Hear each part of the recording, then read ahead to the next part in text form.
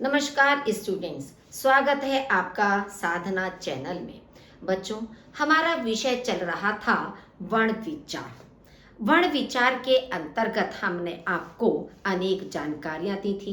वर्ण की परिभाषा है, वर्णमाला है, वर्ण के भेद, स्वर या व्यंजन, आपका स्वर के भेद, ह्रस्व, दीर्घ और आपके प्लुत स्वर बताए थे। व्यंजन के भेद बताए थे कि मूल रूप से व्यंजन 3 प्रकार के होते हैं। आपके स्पर्श व्यंजन, अंतस्थ व्यंजन और ऊष्म व्यंजन होते हैं। इसके अलावा आपको अयोगवहा, अनुनासिक, अनुस्वार और व्यंजन में भी आपको उत्क्षिप्त व्यंजन, द्वित्व व्यंजन, संयुक्ताक्षर और आपके उच्चारण के स्थान पर स्वर यंत्रों के आधार पर जो व्यंजन होते हैं, अलग अलग सारे व्यंजन आपको स्पष्ट किए थे, उनके नियम बताए थे। सभी व्यंजन और स्वरों के उच्चारण स्थान आपको बताए थे। रा का प्रयोग किस प्रकार से किया जाता है उसे भी आपको स्पष्ट किया था। तो इस तरह से संक्षेप में एक बार मैंने फिर से आपको वर्ण विचार के बारे में बताया और बाकी जो प्रश्न आपके सामने हम प्रस्तुत कर रहे हैं, इन प्रश्नों के माध्यम से फिर आपका वर्ण विचार एक बार से स्पष्ट हो जाएगा। हर प्रश्न पर ध्यान देने की आवश्यकता है, क्योंकि पूरी वर्णमाला, पूरा वर्ण विचार आपके इन प्रश्नों के अंतर्गत है। और आप देखेंगे कि प्रतियोगी परीक्षाओं में 70% आपका पार्ट वर्ण विचार के अंदर से दिया जाता है। क्यों? क्योंकि इसमें बहुत सारे नियम हैं, वर्णों को ध्यान रखने की आवश्यकता होती है। तो इसलिए इन प्रश्नों पर बहुत अच्छी तरह से ध्यान दें और उसे समझने की कोशिश करें कि उसका ये आंसर है तो वो किस कारण से है। फर्स्ट है आपका, भाषा की सबसे छोटी इकाई ध्वनि है। इस ध्वनि को कहते हैं। अब हमने बताया था कि हम जब कोई चीज बोलते हैं तो हमारे मुख से कुछ ध्वनियां निकलती हैं। तो ध्वनि जो निकलती है तो वो सबसे छोटी इकाई हमारी वर्ण कहलाती, यानी कि वर्ण और ध्वनि दोनों एक ही चीज है और ये भाषा की सबसे छोटी इकाई कहलाती है। सेकंड है, ध्वनि के लिखित रूप को कहते हैं। अब दो चीजें आपके सामने आई, इसका आंसर भी आपका वर्ण है। हमने दोनों प्रश्न एक साथ क्यों रखे, वो इसीलिए कि ताकि आपको अंतर स्पष्ट हो जाए कि मुख से निकलने वाली जो ध्वनि है वो मौखिक है।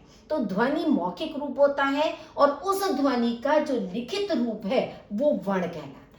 ठीक है तो दोनों चीज एक, आपकी वर्ण भी और ध्वनि भी भाषा की सबसे छोटी इकाई कि जिसके हम और टुकड़े नहीं कर सकते, जिनका और खंड नहीं कर सकते, वो वर्ण या ध्वनि कहलाता है। लेकिन ध्वनि मौखिक रूप है और वर्ण उस ध्वनि का लिखित रूप है। निम्न में से दीर्घ स्वर नहीं है।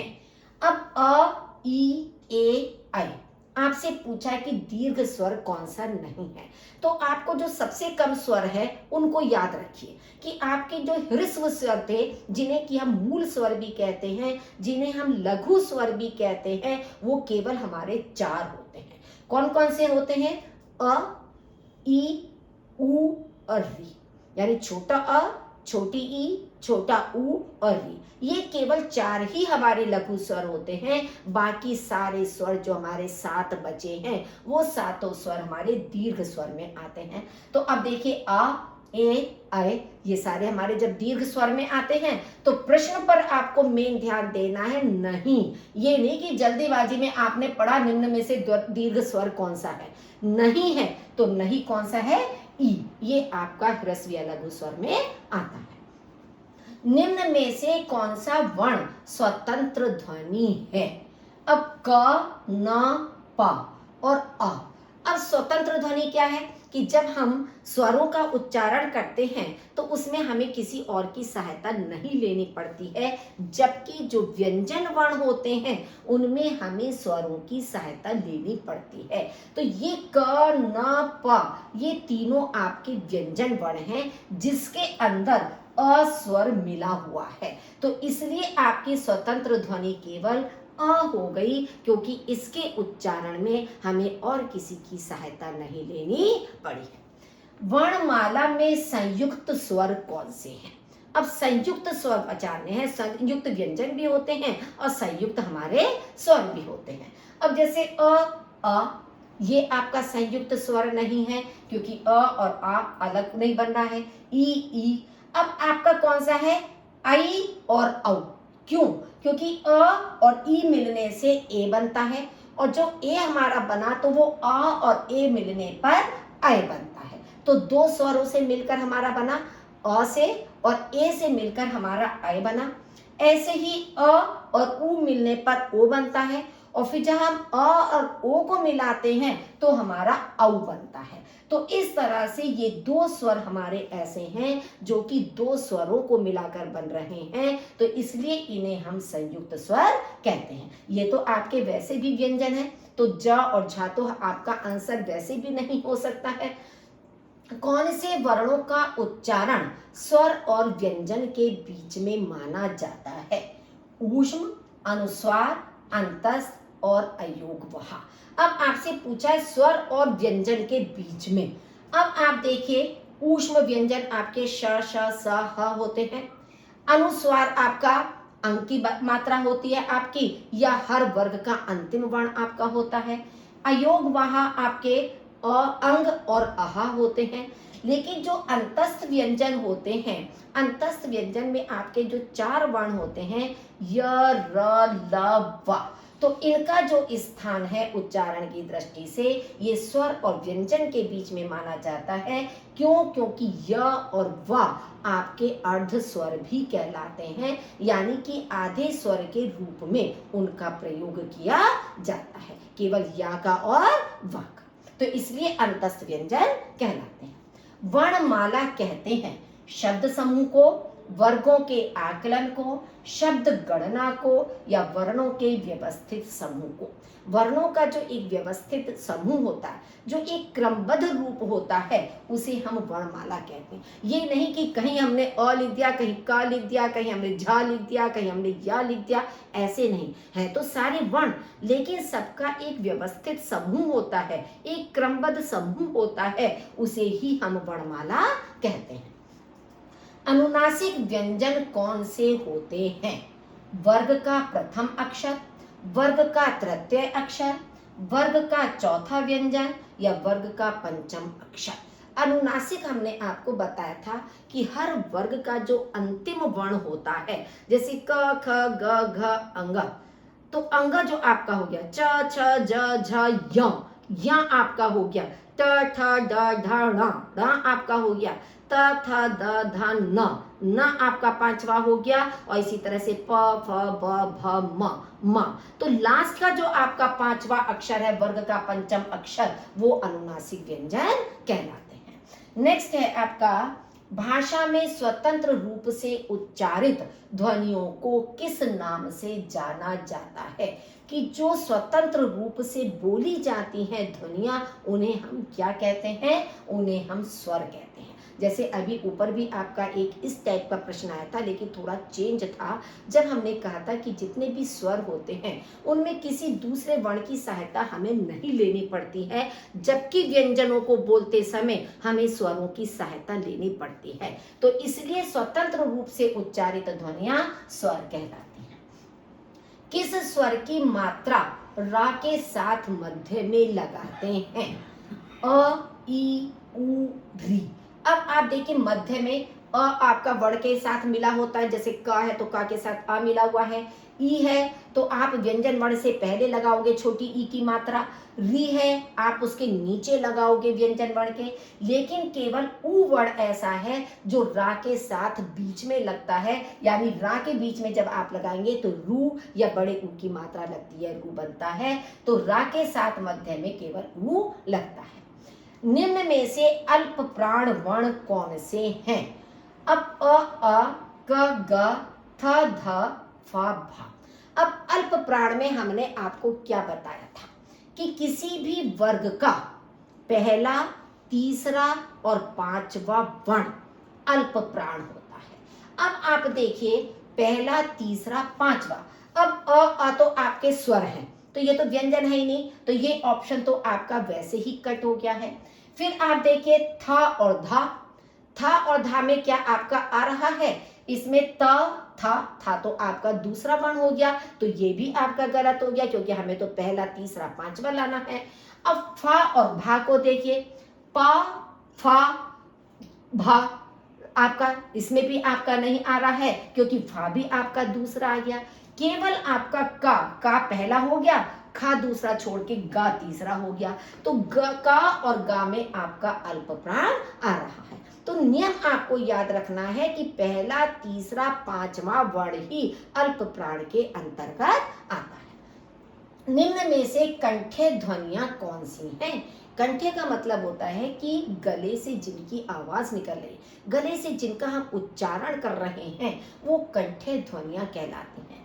अब जैसे क ख, क्योंकि कंठे ध्वनियों में हमने आपको बताया था कि एक तो स्वर में से अ और आ स्वर आता है, अयोग वहा का अह आता है और आपका ह आता है ऊष्म व्यंजन का।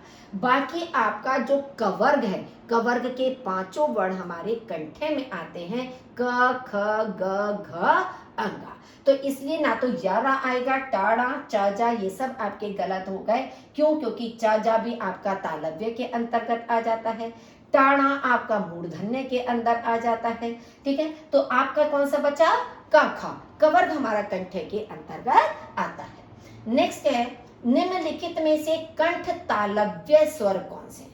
कि गले से भी आवाज निकल रही है और तालु का भी हम प्रयोग कर रहे हैं, तो ये हमारे कंठ तालव्य कहलाते हैं। तो ये जो सेकंड लास्ट हमने आपको समझाया था कि ए आई, इसमें और कोई व्यंजन नहीं होता और कोई स्वर नहीं होता, केवल मात्र ए और ऐ हमारे कंठ तालव्य के अंतर्गत आते हैं या उसका उच्चारित स्थान है।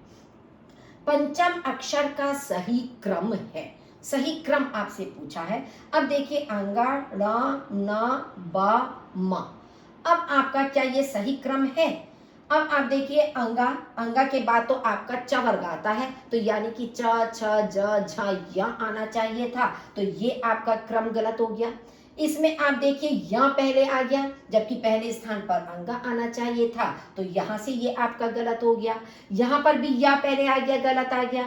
अब आप देखिए कवर्ग का अंगा, चवर्ग का या, टवर्ग का ड़ा, तवर्ग का ना और पवर्ग का मा, ये एक क्रम में आए हैं कि जो 5 वर्ग हमारे हैं, पांचों वर्गों का जो अंतिम वर्ण है, ये एक सीक्वेंस में एक क्रम में यहाँ लिखे हुए हैं, तो ये हमारे पंचम अक्षर का सही क्रम होगा।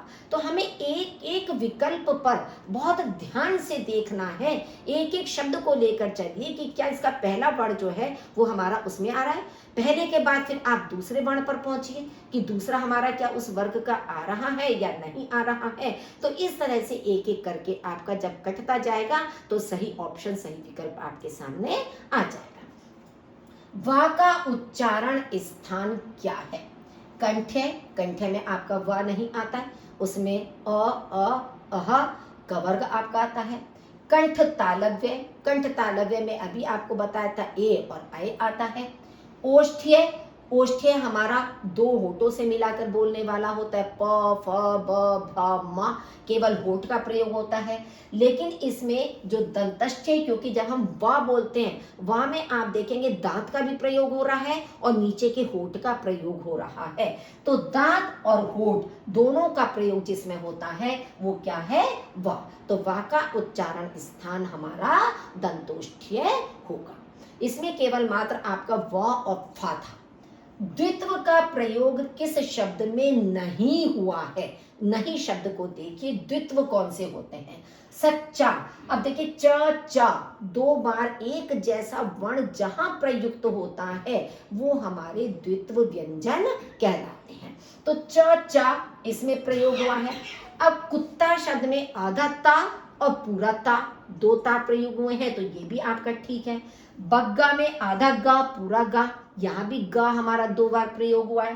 केवल बलगा, बलगा में दो गाना करके आधा ला बीच में आ गया है, तो इसलिए ये हमारा आंसर सही होगा कि द्वित्व का प्रयोग बलगा में नहीं हुआ है, कि दोनों वर्ण एक जैसे होने चाहिए, वो हमारे द्वित्व व्यंजन कहलाते हैं। कौन से शब्द में रा व्यंजन नहीं है? मात्र, मात्र में देखिए ता और रा मिलकर, ता में रा मिला हुआ है तो त्रा आपका संयुक्त व्यंजन बन गया। मूर्धा में रा आपका प्रयोग हुआ है, रा आपका ऊपर आ गया तो मूर्धा में भी रा प्रयोग हुआ है। क्रम में देखिए का के नीचे रा लगा है, रा का प्रयोग जब हमने आपको समझाया था तो आपको बताया था इस तरह से। तो ये आपका क्रम में का के नीचे रा लगा हुआ है। केवल मातृभूमि में रा नहीं है, क्योंकि ता के नीचे री है। ये रा नहीं है, ये री की मात्रा है, री स्वर है। तो मातृभूमि में हमारा रा व्यंजन नहीं है। हिंदी वर्णमाला में अयोग वह वर्ण कौन से हैं? देखिए, हमारे जो हिंदी में स्वरों के साथ 2 लास्ट में लिखे होते हैं। पहले हमारे 11 स्वर होते हैं, अ ई उ री ए ऐ ओ औ। पहले एक क्रम से हमारे 11 स्वर लिखे होते हैं, उसके बाद हमारा अंग और अहा लिखा हुआ होता है। तो वह अंग और अहा जो है वो दोनों हमारे अयोग वहा के अंदर आते हैं। तो अयोग वहा हमने जब आपको पढ़ाया था तब आपसे कहा था कि अयोग वहा स्वरों के बाद आते हैं और व्यंजनों से पहले आते हैं, क्योंकि 11 स्वर के बाद अंग और आह का प्रयोग होता है, फिर उसके बाद हम व्यंजन शुरू करते हैं। तो अयोग वहा हमारा अंग और आह है। क और शा का निम्न में से कौन सा घोष वर्ण है? घोष का मतलब है सघोष भी होता है। अब आप देखिए ह ख च पा। अब हमने आपसे कहा था कि आप जो अघोष वर्ण है वो सरल रूप है, आप उसको याद रख लीजिए। आपके अघोष वर्ण कौन से होते हैं? हर वर्ग का पहला और दूसरा वर्ण आपका अघोष होता है। तो आप देखिए, पहला दूसरा वर्ण जब अघोष है तो इसका मतलब क्या है? चा पहला वर्ण है, ये आपका गलत हो गया। ख आपका क वर्ग का दूसरा वर्ण है, तो ये भी आपका गलत हो गया। और पा भी आपका प वर्ग का पहला वर्ण है। तो पहला दूसरा वर्ण होने के कारण ये आपके अघोष वर्ण हो गए। तो सघोष वर्ण आपका हा होगा। क और शा का योग है। क और शा मिलने पर कौन सा संयुक्त व्यंजन आपका वर्ण बनता है? जैसे अंगा, अंगा आपका नहीं बनेगा, ये क वर्ग का लास्ट वर्ण है। ज्ञा आपका बनता है ज और य को मिलाने पर, ज आपका च वर्ग का हो गया और य भी आपका च छ ज झ य, या भी अंतिम वर्ण है। तो ज और य मिलने पर ज्ञा बनता है। त्रा में ता और रा मिलकर बना है। तो ये जो कक्षा वाला क्षा होता है ये आपके इस क और शा के मिलने से बनता है। अब यहाँ पर एक चीज ध्यान से देखिए, का के नीचे हमने हलंत लगाया है और शा के नीचे हमने हलंत का प्रयोग नहीं किया है। क्यों नहीं किया है? क्योंकि यहाँ पर शा के नीचे भी हलंत नहीं है। अगर शा के नीचे हलंत होता तो हम शा के नीचे भी हलंत लगाते, कि इसका मतलब हमारा शा आधा है। ठीक है, तो हमारा यहाँ पर जो है हलंत न लगाने के कारण यह है। हलंत लगेगा तो शा के नीचे भी हलंत का प्रयोग हो। हिंदी भाषा में वे ध्वनियां कौन सी हैं जो दूसरी ध्वनियों की सहायता से बोली या लिखी जाती हैं? अभी इस तरह का प्रश्न कई बार आपको बताया है कि व्यंजन जो होते हैं वो स्वर की सहायता से बोले जाते हैं। तो इसलिए हिंदी भाषा में वे ध्वनियां कौन सी हैं? व्यंजन ध्वनियां हैं, क्योंकि ये दूसरी यानी स्वर ध्वनियों की सहायता से बोली या लिखी जाती हैं। निम्न में से एकारांत शब्द कौन सा है? इसे बहुत ध्यान से देखिए, इसमें बहुत गलतियां आप लोग करते हैं। अब ऐकारांत, ऐकारांत का मतलब है आ के ऊपर ऐ की मात्रा लगी हुई है। अब आप देखिए, आए, बड़े, थे, हैं। अब आप सोचेंगे कि एकारांत में एक ही मात्रा है तो आप आए को भी सही कर दोगे, क्योंकि एक ही मात्रा लगी है। थे में भी आपकी एक ही मात्रा लगी है, बड़े में भी आपकी एक ही मात्रा लगी है, और है में आपकी 2 मात्राएं लगी हैं। तो अभी हमने आपको इससे पहले वाली क्लास में आपको बताया था, जब हमने वर्ण विच्छेद करना आपको समझाया था, कि वहां 2 शब्द हमने इस तरह से लिए थे, एक ही मात्रा के और एक में ऐ की मात्रा के, जैसे मैदान शब्द था। तो ऐकारांत का मतलब क्या है? ऐ यानी कि 2 मात्राएं। एक मात्रा अगर है तो एकारांत होता, एक ही मात्रा नहीं होती, वो एकारांत कहलाता है, यानी जिसका अंत एक ही मात्रा से हो रहा है। तो यहाँ पर ऐ की मात्रा नहीं होती, ऐ की मात्रा होने के कारण है पर हमारी 2 मात्राएं लगेगी। नेक्स्ट है, निम्नलिखित में तालव्य है। अब तालव्य आपको बताया था कि दूसरा जो आपका वर्ग आता है यानी कि चवर्ग, चवर्ग हमारा तालव्य में आता है। तो अगर ये बात आपके दिमाग में बनी हुई है, आप तुरंत पहचान लोगे देखकर कि ये तो आपका हो गया कंठ्य, ये आपका हो गया मूर्धन्य, ये आपका हो गया ओष्ठ्य, और ये च छ ज झ या ये आपका तालव्य है, यानी कि तालु से इसका उच्चारण किया जाता है। क्ष त्र ज्ञ इनमें से क्या है? स्पर्श व्यंजन है, अंतस्थ व्यंजन है, ऊष्म व्यंजन है या संयुक्त व्यंजन है? ये बच्चों संयुक्त व्यंजन है, क्योंकि ये क और श दो व्यंजन वर्णों को मिलकर बना है, ता और रा दो व्यंजन वर्णों को मिलकर बना है, ज और या दो व्यंजन वर्णों को मिलकर बना है। तो जो शब्द हमारे, जो वर्ण हमारे दो व्यंजन वर्णों को मिलाकर बनते हैं, उन्हें हम संयुक्त व्यंजन कहते हैं। निम्नांकित में से मूर्धन्य व्यंजन कौन से हैं? ग घ ज झ ड ढ ब भ। अब देखिए, जहां एक साथ लिखे होते हैं वहां तो आप सरलता से पहचान देते हो। अब ग घ हमारा कवर्ग है, यानी कि कंठ हो गया। ज झ चवर्ग के अंदर के हैं, च छ ज झ, तो ये हमारा तालव्य हो गया। अब ड ढ ट ठ ड ढ ण, ये हमारे मूर्धन्य के हैं, जो कि हमारे तालु से उच्चारित होते हैं। उत्क्षिप्त ध्वनि का प्रयोग हुआ है। उत्क्षिप्त ध्वनि का प्रयोग आरजू में, खसरा में, पढ़ाई में या जफर में। आपको हमने बताए थे कि उत्क्षिप्त व्यंजन दो हैं, जो किन से बने हैं? जो टवर्ग के ड और ढ से बने हैं, ट ठ ड ढ ण। तो ड और ढ जो आ रहे हैं उनसे हमारे बने हैं ण और ढ। ये हमारे संस्कृत से नहीं आए हैं। जब हमारी हिंदी भाषा विकसित हुई तो हम हिंदी भाषियों के द्वारा ये दो व्यंजन बनाए गए। हम इनको उत्क्षिप्त व्यंजन भी कहते हैं और इन्हें हम नव विकसित व्यंजन भी कहते हैं, यानी कि इनका नया विकास किया गया है हिंदी वर्णमाला में। तो दोनों नाम है इनके, नव विकसित व्यंजन भी और उत्क्षिप्त व्यंजन भी, और ये दो ही हैं हमारे ण और ढ, यानी कि इसके नीचे आपकी बिंदी लगी होती है, जबकि टवर्ग के ड और ढ के नीचे बिंदी कभी भी नहीं होती है। एक किस प्रकार का स्वर है? पश्च स्वर, मध्य स्वर, अग्र स्वर या इनमें से कोई स्वर नहीं है। अब देखिए, हमने आपको ह्रस्व, दीर्घ और प्लुत स्वर बताए थे। अब एक जिह्वा के आधार पर भी आपके स्वर होते हैं कि जीभ से जो हमारा उच्चारण होता है, तीन जगह से होता है। अग्र स्वर होता है यानी जीभ के आगे के भाग से, आपका मध्य स्वर होता है जीभ के मध्य भाग से, पश्च स्वर होता है जीभ के पीछे के भाग से उच्चारण होता है। तो ए का जब आप उच्चारण करेंगे तो ए हमारा जीभ के आगे के स्वर से उच्चारित हो रहा है, तो ए हमारा अग्र स्वर के अंतर्गत आता है। नेक्स्ट है आपका क ग ज फ, ध्वनियां किसकी हैं? अब आप देखेंगे कि इन चारों वर्णों के नीचे एक नुक्ता लगा हुआ है। ये जो बिंदी लगी हुई होती है इसे हम नुक्ता कहते हैं। तो नुक्ता जिनमें लगा हुआ होता है वो हमेशा अरबी फारसी भाषा के वर्ण होते हैं। संस्कृत भाषा में कभी नुक्ता का प्रयोग नहीं होता है, अंग्रेजी भाषा में नुक्ता का प्रयोग नहीं होता है। अंग्रेजी भाषा से हमारा एक ही लिया गया है ओ, जैसे डॉक्टर, मॉल, हॉस्पिटल, इस तरह के शब्द होते हैं।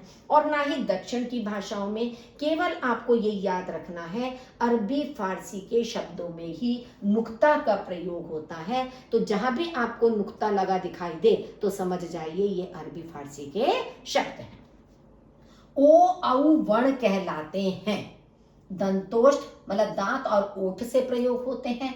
अब आप देखेंगे कि ओ और औ जब हम बोल रहे हैं तो उसमें हमारे दांतों का कोई प्रयोग नहीं हो रहा है, तो ये आपका गलत हो गया। नासिक्य में केवल मात्र अंग और आपका हर वर्ग का अंतिम वर्ण आता है, जिनका उच्चारण नाक और मुख दोनों से किया जाता है। तो ओ और औ भी हमारा उसमें नहीं आ रहा, क्योंकि ये तो वैसे भी स्वर हैं आपके।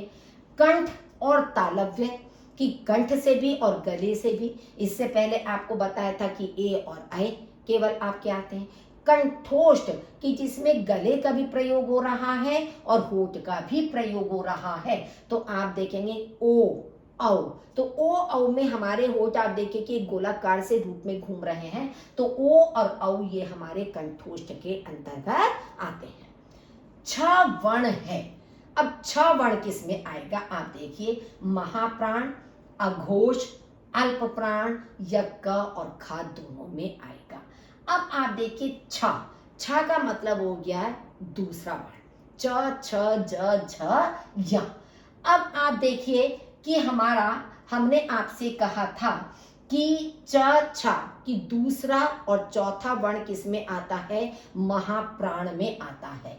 तो महाप्राण में आपका हो गया दूसरा और चौथा, तो ये दूसरा वर्ण है तो महाप्राण हो गया। अब इधर आप देखिए अघोष, अघोष में भी हमने आपसे कहा था कि पहला और दूसरा वर्ण अघोष के अंदर आता है, तो ये दूसरा वर्ण अघोष भी हो गया। और अल्प प्राण में नहीं आएगा क्योंकि अल्प प्राण में पहला, तीसरा और पांचवा वर्ण होता है, तो इसलिए का और खा ये दोनों हमारे सही हैं, तो लास्ट ऑप्शन आपका सही होगा। इस तरह से करके आपको देखना है, तभी आप सही उत्तर छान सकते हो।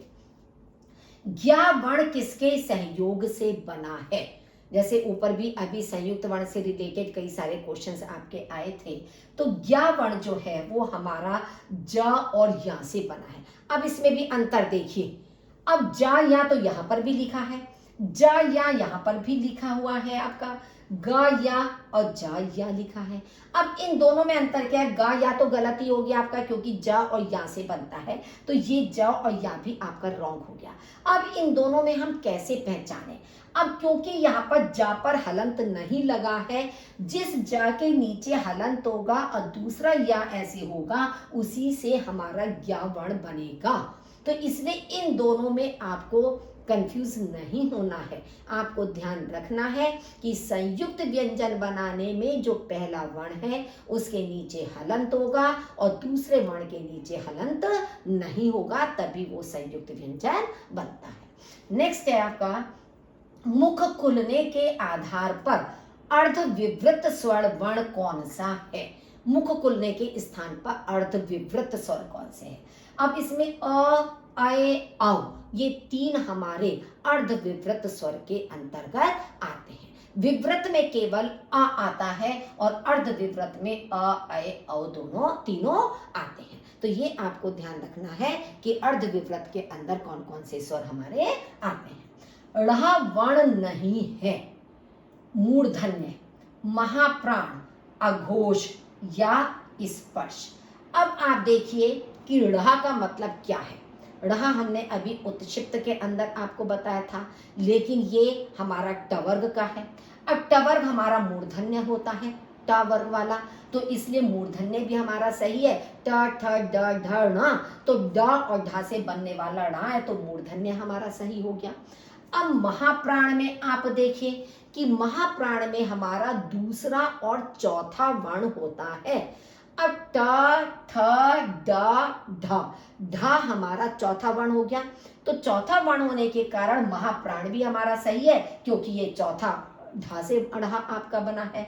अब स्पर्श, स्पर्श व्यंजन के अंदर तो आपका टवर्ग पूरा ही आता है, तो इसका मतलब क्या है कि मूर्धन्य भी है ढ, महाप्राण भी है ढ, स्पर्श व्यंजन भी है आपका, केवल ढ आपका अघोष के अंदर नहीं आएगा क्योंकि अघोष में आपका केवल पहला और दूसरा वर्ण ही आता है। तो इस तरह से आपको पूरा करना है। हिंदी शब्दकोश में शब्दों का क्रम बताइए। देखिए ये बिल्कुल अलग हटके आपका प्रश्न है कि शब्दों का क्रम आपको बताना है। आपके सामने 4 शब्द दिए हुए हैं, शिक्षक, वर्तमान, ज्ञान क्षेत्र और मिशन। जैसे आप बच्चों डिक्शनरी देखते हो इंग्लिश की, तो डिक्शनरी जब आप देखते हो इंग्लिश की तो आप अल्फ़ाबेट के हिसाब से देखते हो, A B C D E F जैसे अल्फ़ाबेट होते हैं उसी के हिसाब से तो आप डिक्शनरी में सर्च करते हो ना, खोजते हो। ऐसे ही हमारा हिंदी का शब्दकोश होता है, शब्दकोश का मतलब है हिंदी की डिक्शनरी। उसमें भी हमारा रूप कैसे चलता है कि या तो पहले हमारा स्वरों से चलता है कि जितने स्वर हैं उनसे हमारी शुरुआत होती है, अ ई उ से से होती है।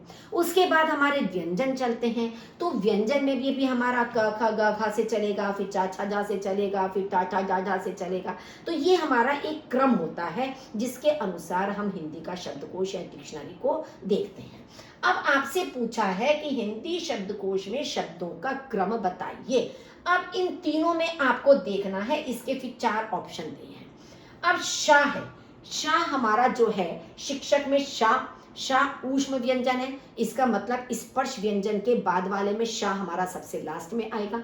वर्तमान व, ये हमारा अंतस्थ व्यंजन है, ये भी हमारे किसके स्पर्श व्यंजन के बाद आ रहा है, इसका मतलब ये व भी हमारा बाद में आ रहा है। अब आप देखिए ज्ञान, ज्ञान में जो ज्ञा है हमारा वो जा से बना है, तो स्पर्श व्यंजन में जो दूसरा वर्ग है ज और या से ज्ञा बना है, तो इसका मतलब जा हमारा पहले आ जाएगा, मां बाद में आएगा।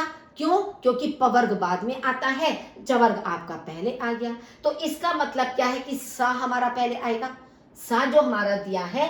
अब इसमें देखिए दा पहले आ गया, दा से तो हमारा कोई शब्द स्टार्ट भी नहीं हो रहा है, मतलब दा का मतलब है मिश्रण, मां हमारा पहले नहीं आएगा, ठीक है। तो इसका मतलब हमारा जो सा का जा है ये हमारा पहले आएगा, तो सा आपका आ गया। फिर देखिए जा के बाद पवर्ग आता है तो मां हो गया, तो मां का मतलब है ये दा, तो हमारा दा आ गया। फिर आप देखिए हमारे आते हैं अंतस्थ व्यंजन, स्पर्श व्यंजन के बाद य र ल व, तो व हमारा उसमें आ गया, तो इसका मतलब बा वाला बा हमारा इसमें आ गया। फिर है शिक्षक ऊष्म व्यंजन शा शा साहा, तो फिर हमारा ये आएगा। तो इस तरह से हमें क्रम को पहचानना है कि सा द अ और बा, तो ये ऑप्शन हमारा राइट होगा। तो हिंदी डिक्शनरी देखने का ये हमारा एक तरीका होता है। इससे संबंधित कोई और भी प्रश्न आपके बने हो सकते हैं, शब्द दिए होते हैं, तो इसलिए हम हिंदी डिक्शनरी को कैसे देखें इसका ज्ञान होना आवश्यक है। निम्न में स्पर्श वर्ण कौन से होते हैं? ह्रस्व स्वर, स्वर से मतलब नहीं है क्योंकि स्वर का ये तो स्पर्श तो हमारे व्यंजन होते हैं, तो ह्रस्व स्वर से मतलब नहीं है। संयुक्त स्वर से हमारे मतलब नहीं है। स्पर्श वर्ण के अंदर हमारे जो 5 वर्ग होते हैं, कवर्ग चवर्ग टवर्ग तवर्ग पवर्ग, तो पहले 5 वर्गों के वर्ण हमारे स्पर्श वर्ण के अंतर्गत आते हैं। नेक्स्ट है हिंदी शब्दकोश में शा का क्रम किस वर्ण के बाद आता है? यहाँ पे फिर वही आपकी डिक्शनरी आ गई, हिंदी शब्दकोश आ गया। अब शा का क्रम किस वर्ण के बाद आएगा? अब का के बाद ही आएगा ना, क्योंकि क्षा हमारा का और शा मिलने से बनता है। अब छा तो बाद में आएगा, छा का हमारा क्षा से कोई मतलब नहीं है। हमें तो ये पहचानना है कि हमारा ये जो संयुक्त व्यंजन है वो का और शा मिलने से बनता है, तो इसका मतलब हमारे का वर्ण के बाद ही क्षा पूरा बनेगा, क्योंकि का और शा। अ स्वर का उच्चारण स्थान क्या है? अब मूर्धा, कंठ, तालु और ओष्ठ, सबसे पहला जब हमने उच्चारण स्थान आपको बताए थे तो सबसे पहले हमने कहा था कि स्वरों में से अ और अह ये जो है, तो अ और आ हमारे कंठ में आते हैं, बाकी कवर्ग आता है, अहा अयोग वहां आता है और हा आपका आता है। तो इसका मतलब हमारा अ स्वर जो है वो कंठ के अंतर्गत आता है, तो आ का उच्चारण स्थान कंठ हो गया। निम्नलिखित में से किस वर्ग के उच्चारण में जिह्वा दांतों का स्पर्श करती है? जिह्वा का मतलब होता है जीभ, हमारी जो जीभ है वो दांतों का स्पर्श किस वर्ग के उच्चारण में करती है? का में तो जीभ हमारी दांतों का स्पर्श नहीं करती है, ता में करती है। ता में देखिए जब भी आप बोलेंगे ता था दा धा ना, तो सबका उच्चारण करते हुए हमारी जीभ जो है वो दांतों का स्पर्श कर रही है, तो ता हमारा इसके अंतर्गत आता है। ओम को किस तरह का स्वर कहा गया है? ह्रस्व स्वर, ह्रस्व स्वर में तो आपके अ ई उ और री आते हैं। दीर्घ स्वर, बाकी स्वर आपके जितने बचे हुए हैं 7, यानी कि आ ई उ ए ऐ ओ औ, बाकी 7 स्वर आपके दीर्घ स्वर के अंतर्गत आते हैं। घोष स्वर आपके नहीं होते हैं। तो प्लुत स्वर में हमने बताया था कि जिसका चलन आजकल कम है, केवल मात्र रोने के समय, किसी गीत को गाते समय, किसी को पुकारते समय, कि ज़्यादा हमें लंबा समय किसी को देना है, खींचना है उसको, तब वहाँ पर हम प्लुत स्वर का प्रयोग करते हैं और इसका निशान होता है इंग्लिश का एस, कि जैसे हम अंग्रेजी में एस बनाते हैं वही हमारा प्लुत स्वर का निशान होता है। तो यदि आप इस चिन्ह को ध्यान में रख लेंगे तो आप आसानी से पहचान सकते हैं कि ये प्लुत स्वर है। नेक्स्ट है अर्ध स्वर है, य, व, उ, ई, री, लत, री और शा। अर्ध स्वर, अभी इससे पहले भी हमने आपको बताया था कि जब हमने आपसे कहा था कि स्वर और व्यंजन के बीच में कौन से आते हैं, तो वहाँ पे आपका य, र, ल, व था। तो इसीलिए कहा था कि स्वर और व्यंजन के बीच में आने के लिए, क्योंकि य और व ये दोनों आधे, अर्ध का मतलब है आधे, य और व का प्रयोग आधे स्वर के रूप में किया जाता है, इसलिए इनको अर्ध स्वर कहा जाता है। तो स्टूडेंट्स, आपको ये सारे प्रश्न समझ में आ गए होंगे, लेकिन ये केवल यहीं तक आपके सीमित नहीं है, इनके ऊपर बहुत प्रश्न आपके बन सकते हैं, सैकड़ों प्रश्न आपके बन सकते हैं। तो आपको तो जितना हमने डिटेल में पढ़ाया है उन नियमों को ध्यान में रखना है, उन उच्चारण स्थानों को आपको ध्यान में रखना है, तभी आप इन सारे प्रश्नों का समाधान कर सकते हैं। तो यदि अभी तक आपने चैनल सब्सक्राइब नहीं किया, प्लीज़ सब्सक्राइब कर दीजिए, लाइक कर दीजिए, अपने साथियों के साथ अधिक से अधिक शेयर कीजिए ताकि वे भी इसका लाभ उठा सकें। सुनने के लिए आपका बहुत बहुत धन्यवाद।